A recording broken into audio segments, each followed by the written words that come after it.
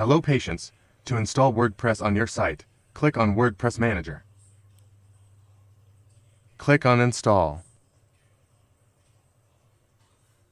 Select your domain from this list. Choose this option.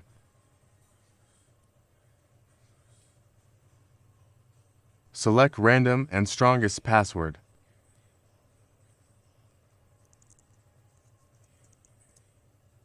Ignore this message.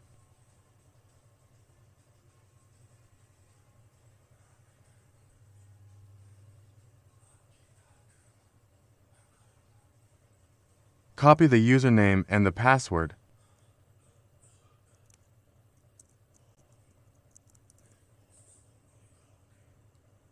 Scroll all the way down and click on Install.